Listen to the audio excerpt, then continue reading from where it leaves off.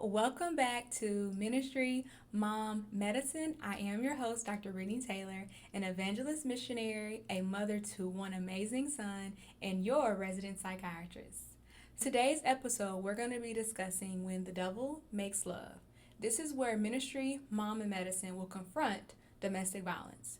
We all know that in today's society, and well as in right now's culture, is a lot of things going on when it comes to intimate partner violence. And so I felt it was necessary for me to get on my podcast mic and share my opinion through the perspective of being a psychiatrist, being a mother, as well as being a believer of Jesus Christ. So let's get into it. But first, as you all know, I kind of look at my notes. I want to first make sure you are following me on Instagram at Ministry.Mom.Medicine or at YouTube, on YouTube at Ministry.Mom.Medicine. Let's first talk about the facts, the statistics when it comes to intimate partner violence or domestic violence. An average of 24 people per minute are victims of rape, physical violence, or stalking by an intimate partner in the United States. More than 12 million people over the course of a single year will experience it within the United States.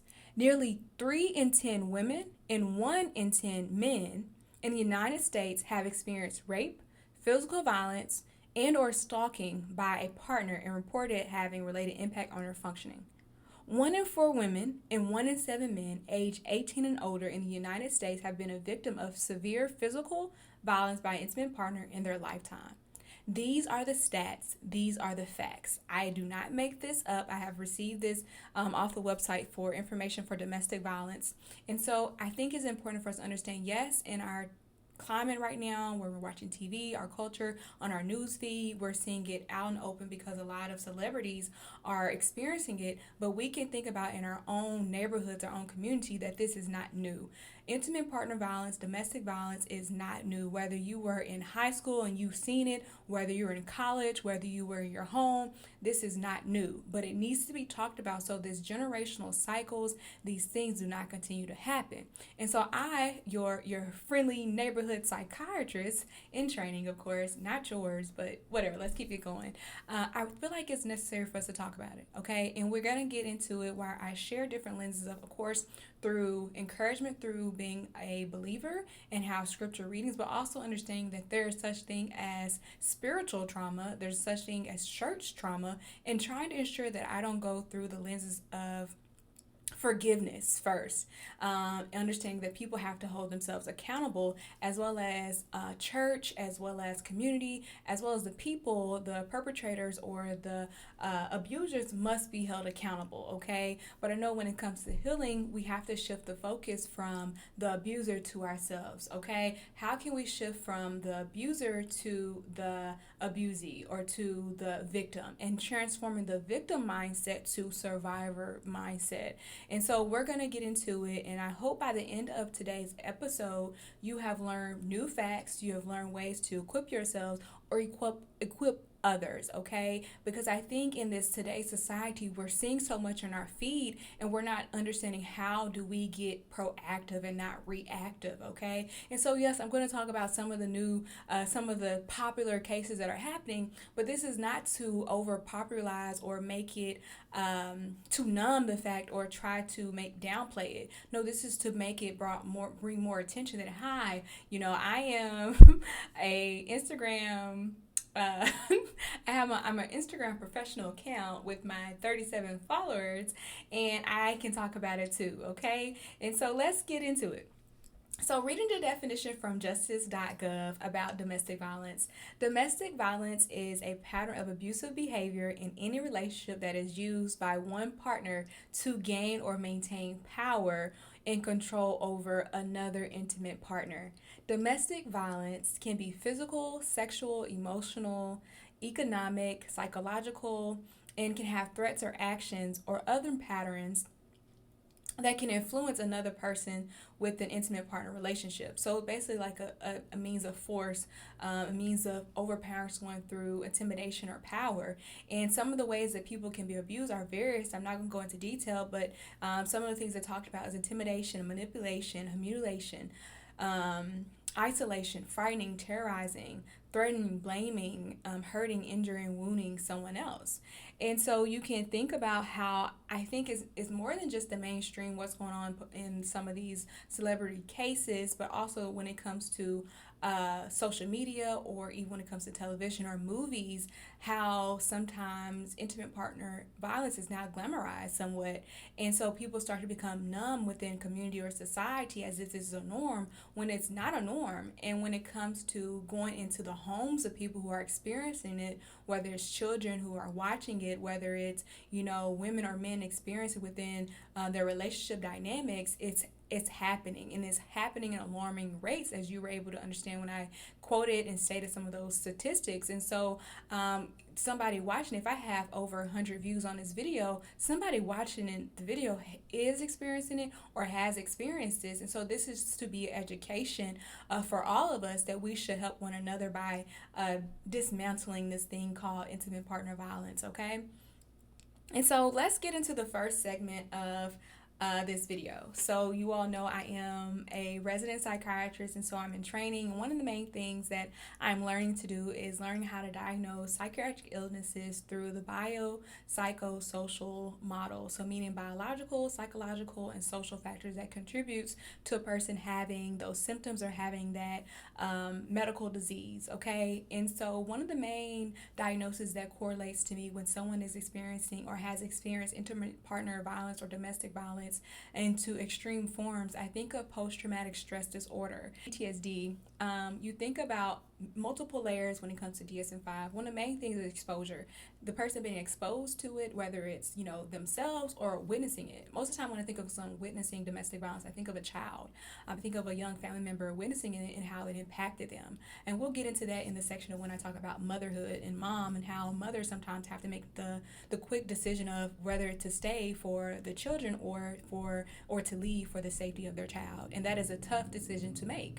And so never can take it lightly, but I see as one particular case that I'm going to talk about, it's a lot of shame going around. And so we're going to just explore it, and I hope that we can explore this topic with open-mindedness and not judgment, because I know as a believer, oftentimes people run from the church because people are constantly being judging about someone's situation, and not necessarily what the situation they're in, but how someone got into that situation. And as a believer, if you're on this video and you know that you have harsh words to people who have experienced domestic violence, and I hope and pray that you can change your mindset to have the love of God and the grace of God, because it could be anyone. Okay. And so let's get into how trauma first, before I go into some of the DSM-5 criteria for PTSD that I look at when I'm assessing someone and diagnosing someone with that disorder. I first want you to understand that when it comes to trauma, it can rewire the brain. It can rewire the physiology of the brain, okay? The pathology of the brain, the neurobiology of the brain. And so what I mean by that is neuroanatomy, structures in our brain can be impacted when someone is experiencing extreme stress from trauma, okay? And I just talked about domestic violence. So the trauma we're going to focus on is domestic violence trauma, but there's many layers of trauma that people can experience outside of domestic violence. But we're going to talk about the lenses of DV or IPV, which is domestic violence or intimate partner violence, and how how it can reshape someone's brain. And so one thing, three structures that I've talked about before, even when it came to resilience, because you all remember how I said resilience is the ability to basically bounce back and not, to overcome and continue to show up. And most time people have to show their resilience when they go through something stressful or traumatic, okay? And so as you can imagine, resiliency uses some of those same structures that I mentioned in my previous episodes. And some of the structures to think about is the amygdala, the hippocampus, and the prefrontal cortex, okay? And so when it comes to amygdala, it is what controls our emotion reaction, okay? So it's kind of like our fear response. And so when it comes to the brain, when it is experiencing severe stress or trauma, the way that the amygdala can change is that it can become hyperactive. It can become, more reactive. And when it comes to processing the fear, okay? And so you can think about, when I think about in the DSM-5, some of the things that I think about is like hypervigilance. I can think about, hyperarousal, meaning like, easily startled, or when someone is looking at something that reminds them like a flashback that reminds them of the trauma, they have this, extreme visceral reaction that fight or flight is activated, whereas someone in layman, they're not even realizing what is going on. They're not relating what this person experienced because this person has went somewhere else based off the reminder or stimulation from trauma. It can literally take someone back, take them backwards, take them to that past time when, because of the way the brain starts to change. And that goes back to, that's the amygdala reaction to fear. But we think about the hippocampus and how that is what helps control memory and short term, long term, and just, controlling the memory circuit and helping regulate that. And so that is one of the things that's also changed when someone has experienced severe trauma or a major stressor from a traumatic event. And so they can start to become more forgetful. They can, not remember some things that they experienced because of the way that their body is trying to either protect themselves, or the way that the body has conditioned itself because of the way that it has maybe found habit formation due to a history, even other traumatic events, the way that it's trying to cope. And so we think about that because as I'm looking at, my diagnostic criteria for PTSD, sometimes one of the things that happens is like avoidance, sometimes negative alterations where in like the mood or cognition where they don't really remember things or events from that, when they can't recall it, or to the point where they have a memory and it just sporadically comes up where they're not intentionally trying to have it occur for them. And then you think about, as well as the prefrontal cortex that controls the the decision making, and can also help with regulating emotions, where that's also inhibited and has a dysregulation in it because of PTSD. And so people think that it's just snap out of it, you can control it, but it's literally in the depth of someone's brain, unfortunately, how that can reshape them. And not to say that this is just the end of be all, because at the end of this, you'll see that there's treatment for that. It's lots of amazing therapy for that. It's lots of amazing supportive groups for that. That this can also be rewired, because just like people are resilient, our brains can be resilient, and we can do so. We have neuroplasticity if we allow ourselves to go through new pathways, to be challenged, to be open-minded to going through different pathways and opening up about some of those experiences. But it takes time, and so that's where the grace must be given to those who have experienced those things, because sometimes we want to rush people to just get past it, heal from that, you're safe now. But I kind of got deep. But no, it takes time, and so we have to be willing to give those survivors the time necessary to heal, so that they can be able to advocate for themselves and be able to know that they're safe again. And so it's just beautiful to see how people go from being afraid to being back empowered for themselves. And that's where I think about the Diddy verse Casey. I know it's Cassie. I know it's not him versus her. It's a bigger, scope of the trial. I'm not really deep into it, but I just think about how some of the testimonies in the trial, and how you could just see how some of the things that she shared shows like someone who was a victim, someone who had experienced several different things that relates to domestic violence and intimate partner violence, and how she used different means to cope with that. And the different things that she used to cope with that was to continue to go into this abusive relationship, but also drugs, also sex, all these different things that people typically can do to try to find relief from the stress or trauma. And I say that because our brain, it acts in many ways. It's amazing how our brain works, because in one end, your brain is saying this is hurtful, painful, but you have these multiple neurotransmitters, neurochemicals releasing, and one of the main ones is oxytocin, and how it can be released for trauma bonding. And so when you have good pleasurable experiences, like when it comes to sexual intercourse, when it comes to drugs, when it comes to pleasurable, happy things, you have that release, and you can form this thing in your brain like, hey, this is good, despite later on experiencing abuse, later on being rejected, later on being deceived. And so that's where, you have these different, the dopamine, like I mentioned in you all my first few videos, how dopamine is a pleasure pathway that keeps being stimulated. So if you're mixing all, sex, drugs, money, all these things, oh, excuse me, Mike, you're mixing all these things. It makes it hard to make clear decisions, as well as, like I already mentioned, how the structure of the brain changes when you're going through trauma. So you have chemical changes, you have the structural changes in the brain. And so I know you're probably like, Dr. Taylor, you are getting pretty deep, but I want you to understand that it is more than just someone thinking and saying, let me get out of this. Okay, because it literally takes rewiring sometimes. For some people, they can just quickly just say, this is a do or die and I gotta go. Whether it takes literal rewiring for them to be able to leave an abuser. And so I think that's where the grace has to be given and time has to be given for certain people. And also understand that it's a way that the brain is trying to protect itself by making decisions, but sometimes they can't make a decision because the way PTSD can alter people's emotions and decision making to the point where they're more depressed, they're more anxious, they're more insecure, they're not confident, have low self-esteem, self-esteem. It's a big thing, and that's also the way that the attacker continues to try to overpower the victim, overpower the person who's been abused. And so that's why we have to educate ourselves and recognize the signs about that, okay? Because one thing that I really like is that, Cassie's husband is saying that she did the work to be able to get on that stand.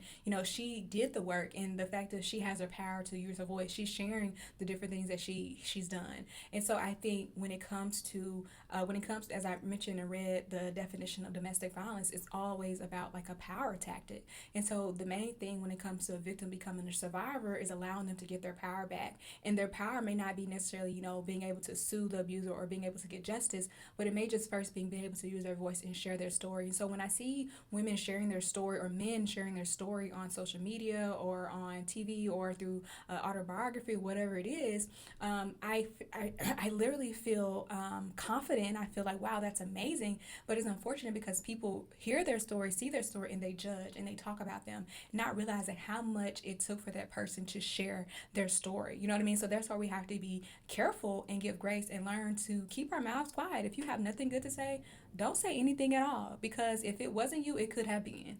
Period. Poo. And so those are just some of the different things that I wanted to share as far as psychiatric perspective when it comes to domestic violence, okay, that there is help. And some of the help can come from family members learning that, just like the oxytocin is released for the abuser, it can be released through new bonds being made, whether it's through a great therapist, whether it's through, a family member coming and showering with love. Just understanding that it's a critical time when someone leaves someone, a critical time because it's also time where it's more likely for retaliation for the abuser to come back, or also it's just a critical time because they're trying to figure out a way to reform their lives and be someone else and be who they want to be, and recreate their story, because the story doesn't end when the relationship ends. The story restarts, okay? The new chapter opens and awaits for that person. And so let's just be more, like I said, more grace giving for people, because in this world that we're living in, you don't know who is struggling, who's dealing with what in secret battles they're facing. And so let us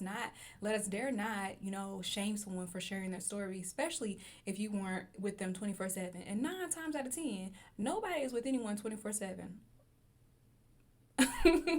Period. Okay, so there's lots of help. I know as a psychiatrist, I'm not trained in EMDR, but that's another therapy treatment for those experiencing PTSD, CBT, trauma focused CBT, where you can kind of explore the traumatic experience through the lenses of cognitive behavioral therapy, supportive therapy, group therapy for people experiencing PTSD, supportive groups. There's just a lot of help out there. And at the end of this video, I'll share like different hotlines, different numbers, different websites that one can go to in order to get help or send someone help. And it's also help for family members who are dealing with a loved one who is in a domestic abuse relationship. Okay. And so last note takeaway, it says I have that the brain is wired to protect, not punish. You are not crazy. You are surviving. So this is the standpoint of sometimes people do what they have to do to survive that.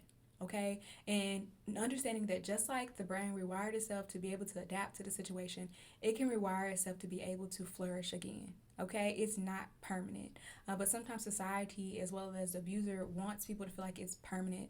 You and your loved one, they thankfully they're surviving, because here's the thing: a lot of times some people are not surviving out of their domestic violence relationship, and so people being able to make it out of that should be celebrated, not ridiculed or judged. And so definitely just let's love on our loved ones and let's encourage them and allow them to know that like they're not alone, and that you see them, and understanding that allow them to walk this walk to become a survivor. Because sometimes loved ones want to just help them, support them, but you have to understand that they eventually need to learn how to use their voice and get their power back. And that may be done slowly but surely, but it can't be done really when powering over, covering. Allow them to walk with their head held high, knowing that they survived.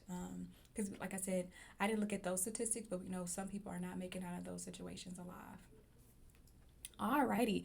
And so my next portion that I'm going to go into is in the lenses of mothers who are abused. Mothers who have children and their partner is abusive to them. Okay, it's very serious, because I think like I said, today's culture, we're trying to normalize things that's not supposed to be normalized.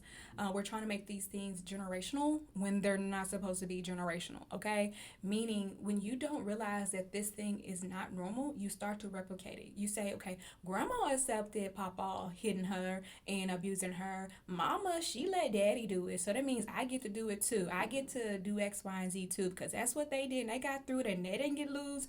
And that's why I get to the case now of Haley and is it DDG? You guys know I'm not on the scene, okay? But the fact of the matter is, this is very, very, it's very much in the public, okay? And how this is turning out, okay? So, to my understanding, that DDG was abusive to Hallie. Hallie now has a restraining order, and through that, she's also requesting from the courts, which is probably the child court, family court, maybe, that requesting that it's supervised visits. Okay, and so I'm seeing different perspectives on this. I'm seeing one lens is like, oh, she's doing what she got to do. Good job, Hallie. And next, I'm saying, oh, she's trying to keep her child from the daddy. It doesn't matter what he did, X, Y, and Z. And it's definitely, upsetting to see, because I think people need to learn how to first keep their thoughts to themselves when they didn't fully analyze it or look into things. You know what I mean?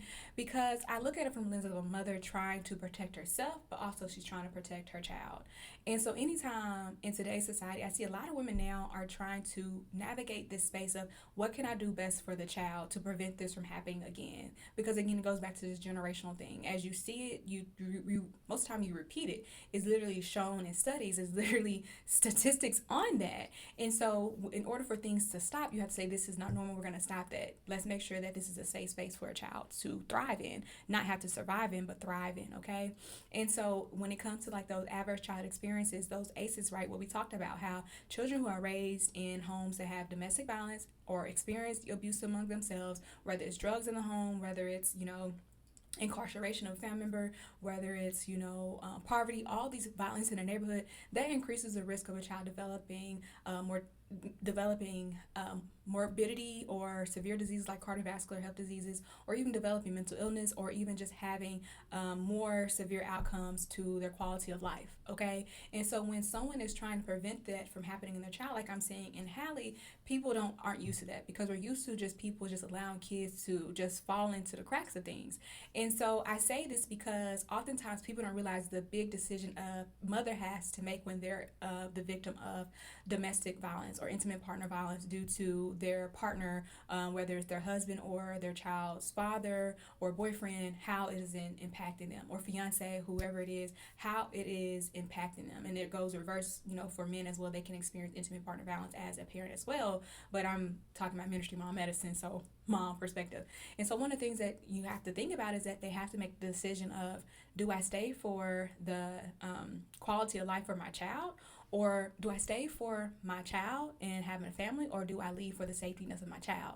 And that is a big question, a big concern, because it's both ending with a sacrifice. You know what I mean? So that's where people, again, that grace word comes in, and that understanding has to come in, because that is not a decision that most women are going to take lightly.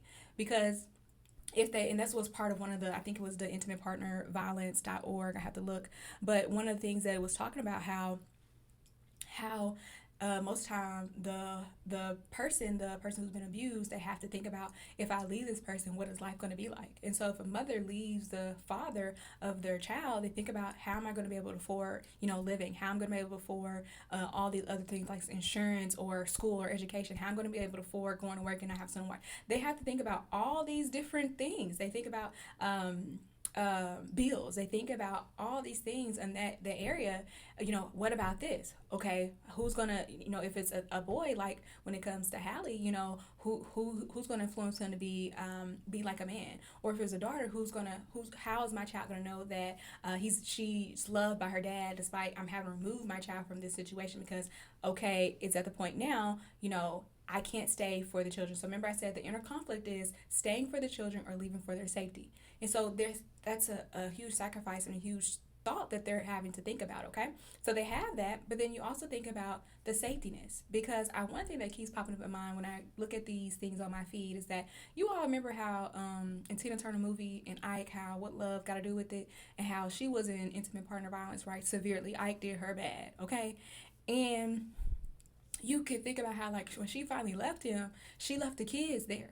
And near the end of the movie, and I'm not sure if this is how it fully played out, but according to the movie, okay, this is just a movie, okay? I didn't read her book yet, but according to the movie, once she left and left the kids started to get abused, and then the kids eventually moved in with her. And so that's where it's also the point where it's like, if this person is irrational, this person is dysregulated, this person is abusing the parent, more than likely, and I have not looked at studies for that, so I can't say, but sometimes they start to abuse the child out of, again, especially if someone has a history of using substances as well, has a history of, having abuse towards other people as well, not being able to control their anger. Like, it starts to become a problem for the safeness of the child. And so some women are able to get up the courage because they didn't have for themselves, but they are able to have the courage for their children. And so this is where it's very important to understand that give grace to mothers who have experienced intimate partner violence and having to make the decision to leave the parent, the father of their children, because I'm sure that they did not make that decision lightly. Alrighty. And so there was a study in there, but I'm not going to talk about the study, but it was a study. You all know I like to get into studies because your girl is, okay, I'm trying my best, you all, if you haven't noticed, trying to stay more calm and like cool and collected throughout my entire episodes, because I think sometimes my energy overpowers people. but it was a study about child abuse and domestic violence exposure in childhood, and how adolescents internalize and externalize behaviors. And it wasn't really a good study, I would say, for me to really be able to quote, but it was just talking about duality of having a child experiencing abuse as a child, as well as witnessing it, and how it sometimes make their risk of having more adverse internalization and externalization when they become adolescents. But also it was saying that they need more studies because it wasn't statistically significant. So I'm not going to quote on that too much because I want more statistically significant research studies for you all, because when it's that way, that means that it can be reproduced and it's one that's notable. So this one wasn't notable, but just know that it can impact a child, the way that they look at themselves when someone they're witnessing abuse. So one of the ways that children cope, especially when they're between 1 and 4, they cope by saying, okay, what is happening around me is because of me. When in reality, that's not the truth, is not the case, but that's the way that they start to think. That's the way they cope, is like, it's me. They're not able to cope in a mature way or a primary secondary way. They're more like a passive coping. What have I done? How have I made this happen, when it's nothing, have nothing to do with them. That's where, having to understand, when a survivor leaves a domestic violence relationship as a parent, they also have to now help their children heal from the situation and process what has occurred in a healthy way. Because if not, like I said, things try to repeat itself, but also they start to internalize and externalize the things that really they should not be. And so I say kudos to Hallie and allowing this to play out in public. I don't know nothing that happened behind closed doors, but I'm just thinking from the perspective of a mother, and just the different things that come out. I think, again, if you weren't there, I think people have to learn how to stop putting their name or putting their mouths on situations that they know nothing about. Period. Leave it at that. And so this was a quote or takeaway. It says, kids do not need a perfect mom, but they do need a safe one. Okay, and I'll say that again. Kids do not need a perfect mom, but they do need a safe one who is trying their best and doing what is best for their children, but also for themselves. Okay? Is restoring hope. You all know that your girl is out here being a missionary, trying to encourage people through my faith in God. And I think we have to understand that God is a safe haven. God is a place where you can receive love and not judgment. But I think sometimes people don't run to the church. They run away from the church because people within the church are judging people for how they got into that situation and how they got out of it. And that's not okay. God did not create the church, did not want believers to be the thing that turn people away, but it should be the thing that's making people come with open arms, okay? And so this is a moment where I say, God is a refuge. He's a help in a time of trouble. And so, yes, I am a psychiatrist. Yes, I am a mom. But the thing that has helped me through all parts of my journey is being a believer in God. And so, in this part, I just want you to know that God loves you. He loves your family member. He loves the children. He loves it all. And so, but what society wants to say is because you have been bruised, because you have been broken, because you have had, trauma, that you can no longer be loved, that you can no longer be valuable, that you no longer can be an asset to society. And that is not the truth. What the enemy turned around, see, this is what I know God could do. What the enemy meant for evil, God can turn around for good. And we know that all things work together for the good of them who love the Lord, who are called according to his purpose. And that, yes, it may be hurting. Yes, it may be hard right now, but anyone can go from being a victim to a survivor to thriving. I say anyone can go from pain to purpose to profit, okay? And so what I mean by that is I'm saying it as in PROFIT. So God can use that same story that people try to talk about, people try to put their name on, people try to say like you deserve X, Y, and Z. God can turn around and make it look beautiful. He can make beauty from ashes, okay? So what I'm telling you is that weeping may endure for a night, but joy does come in the morning. Do not allow your current situation, do not allow what your children are dealing with to stop you from going forward and being who God has called you to be. Don't allow it to stop you. And why I'm saying this is because oftentimes people try to say because you went through X, Y, and Z, God cannot, you do not have a place in his kingdom. You do not have a place in his church. You actually do. Okay, there's a ministry, there's a place for you, there's a pew for you. And if that church that you're at is saying, you need to go run away and hide, find you a better church, okay? Because God loves you and you are a testimony. And so this is for anybody who has experienced it. Okay, whether you were a child and you witnessed parents fighting and having intimate partner violence, or whether you are a woman, you're experiencing it and you're out of it, you belong, okay? You deserve to be free. You deserve to be loved. You deserve to have peace, okay? You deserve to have your joy back. I think about, what's that song? What is that song? Oh my goodness. You all know, she's like, do I have any sisters who can agree with me? It's I love me better than that. Something like that, okay? Really great song. And so let's get into some of the scriptures. Verse that we'll go into is Psalms 147 and 3. And this is something for those who are yet suffering, those who want to encourage someone else or encourage yourself, that God sees you, okay? It says in Psalms 147 and 3, NIV, that he heals the brokenhearted and he binds up their wounds. Most of the time when someone gets into a domestic violence relationship or intimate partner violence relationship, it's not what they expected, you know what I mean? Now, don't get me wrong, some people, they find themselves in this a habit of people who are abusive to them, and that's where, of course, like when it comes to the red flags, or when it comes to like their brain, you miss certain things when people are showing you who they are, because sometimes it's a way that people have coped with ignoring different things, suppressing different things, and just believing that the world is sometimes a good or bad place and thinking that the world is just good. And so I say that to say that allow yourself to break the habit, one relationship at a time, one space at a time. Allow yourself time to break away and heal, okay? Because in this word it says he heals a broken heart. Who is he? God. He can heal that broken heart, and just give it to him. Allow him the space to heal whatever thing or hurt that you're processing or dealing with, okay?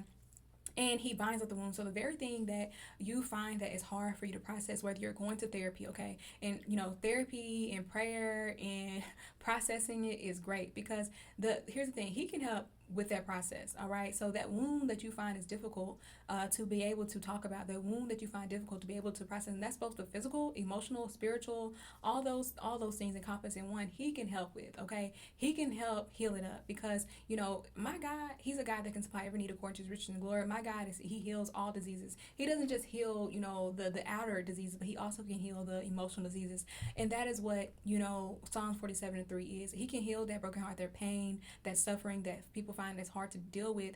God, he can do it, and just allow him the space to do that for you or your loved one's life, because you're not alone. Cry out to him, and as you say a prayer, and I'll try to see if I can have time to say a prayer at the end of this, but quote these scriptures over yourself when you find that you're having a hard time processing your emotional things after like a therapy session. Say these scriptures to give you the strength and encouragement that he got you, he sees you, and he's fighting for you and advocating for you.